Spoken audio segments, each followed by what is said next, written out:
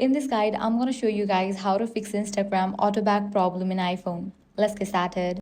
First up, force close Instagram. Swipe up from the bottom of the screen and pause. Now swipe the Instagram app up to close it. Reopen Instagram.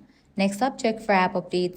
Navigate to App Store, search for Instagram. Once app appears, if you see the option of update, click on it and update the app to its latest version. Next, check for iOS update. For that, launch settings.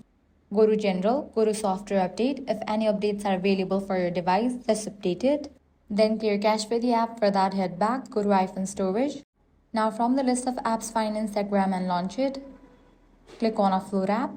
Confirm it, then click on Reinstall app. Likewise, check your screen. If your iPhone has a damaged screen or a faulty screen protector, it may register ghost touches, causing apps to go back unexpectedly. Remove the screen protector temporarily. Clean the screen. Test if the issue happens in other apps.